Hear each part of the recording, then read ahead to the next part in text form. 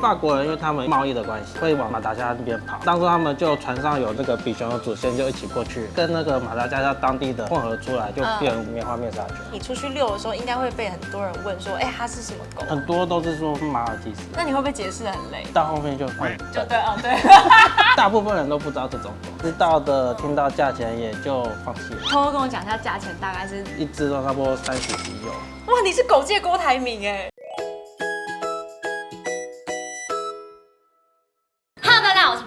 欢迎来到盟主毛很多。今天我要来跟大家介绍的是一种犬种，它叫 Cototoulet。拜托，我为了这个东西我查了很久哎。法文，它的中文翻译是棉花面纱犬。我相信大家看到它一定会觉得，有点眼熟，又有点不熟，因为它长得超像马尔济斯。听说过这种狗吗？我真不知道哎。台湾好像就只有这位事主有在饲。哦，真的假的？对，他今天一口气带5只。听说一只的价钱很怎么样？很贵。我以后要当棉花面纱犬，以后叫我 Cototoulet。棉花面纱犬到底长什么样子呢？我们来揭晓。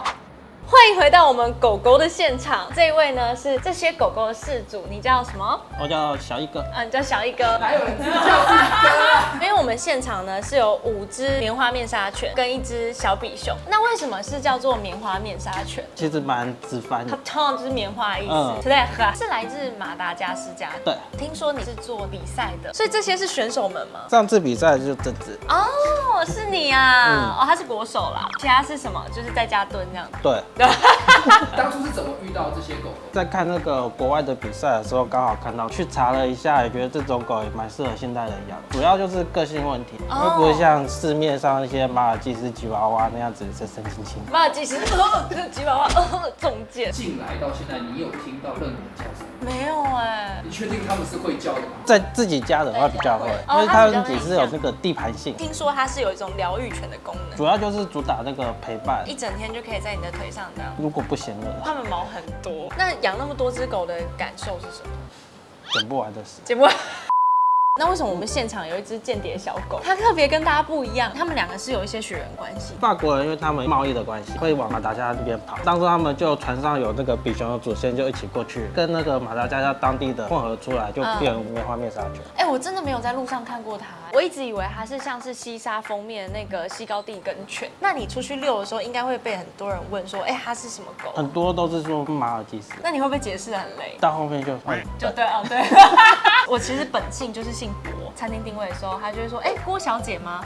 罗小姐吗？我说对，我就直接放弃解释。那为什么它在台湾这么少见？台湾对于狗这块没有像国外那么的多样化，大部分人都不知道这种狗，知道的听到价钱也就放弃了。偷偷跟我讲一下价钱，大概是一只都差不多30几有。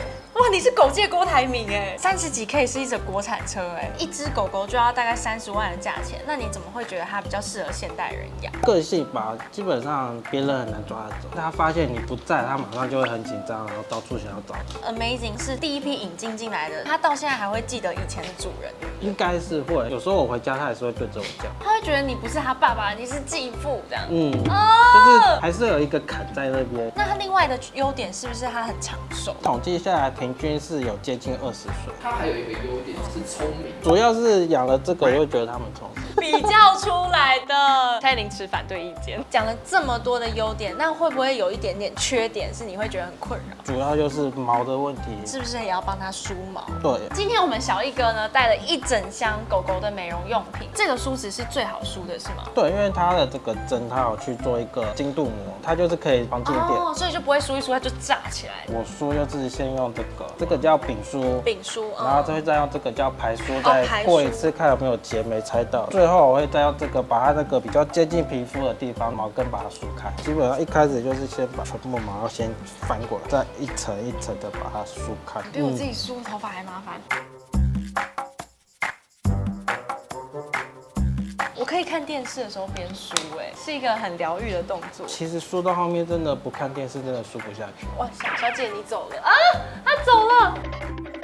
那接下来是用这个，看它你有没有梳到的结，还有整理它的毛的流向。所以这个是比较处理细节的部分。那有没有什么手法是你比较推荐我？推荐就是拿后面一点，这样子它比较会有一个弹性在，你也比较好找到这个结，就直接弹出来。像我在学习的时候，我们就说越厉害的人会拿越后面，像你当到老师的就不用拿，因为会叫学生梳。他讲冷笑话猝不及防哎，让容许我这个学生来试看看，拿后面一点。怎么样？我有梳的好吗？还是很外行？还可以。它确实是比较松软一点。它有没有一些就是润丝还是什么，让它的毛是很油亮？这种狗不建议润丝，润丝后它毛可能会变得比较油，反而更容易打结。那第3步骤我们要拿针梳，边边的地方把它掀开，然后把它那个比较接近毛根的地方把它梳开，这样子不会碰到它的肌肤，很不舒服，会有点刺皮肤的感觉，不要太大力，其实还好。轻轻的帮它梳开。原来梳个毛这么麻烦。为什么要绑？就像头发一样，你长了它会往前，就会看头看尾。再来就是玩的时候很容易就去扯到它的毛。他们有没有什么固定的发型？其实没有，因为你看那2只它们就不一样。我们的 Amazing 发型特别花俏，展示一下我们的发型，不只是头顶，你看它的小胡须，小胡须有绑哎。Benson 不要跑 ，Benson 等一下 ，Benson 给我过来。Benson 的发型就相对没有 Amazing 这么的 Amazing， 就是比较中规中矩，但是它还是有一点些微的层次跟设计感。另外，它这个小小的小腮帮子也是有绑起来的，应该很容易长吧这种头。对，那你遛它的时候不就黑一圈回来？4只脚都黑一圈，基本上都直接洗，因为那个脚边边也会卡了一堆鬼针草，所以它其实洗澡频率是很高的，至少1个礼拜洗1次。总结一下它的优缺点，它非常的稳定，然后非常的认人，它很长寿，比较聪明。我们小易爸爸说的，而且运动量不大，非常适合我们现在的懒人族群。缺点就是它的毛会比较需要时间整理，出去运动的时候泥土啊都会粘在它身上，所以洗澡频率是高的。还有一个超致命的缺点，它超贵，就算你想养，也要考虑自己的经济能力。身为小资女，我就不会想考虑它。这狗狗非常的值得大家一探究竟哎，因为我们台湾人应该很少见到这种狗狗。观众可以帮他们2个取名字吗？你有什么需求？英文名字，只要 C 开头就好。他们这一辈都 C 开头，不可能还有几字辈的问题耶，比较好去算写信。那各位帮我们取一个男生的名字，一个女生的名字。那希望大家呢可以喜欢我们的棉花面纱犬，喜欢之外，了解之外，按赞、订阅、分享，开启小铃铛。我们下次见，拜拜。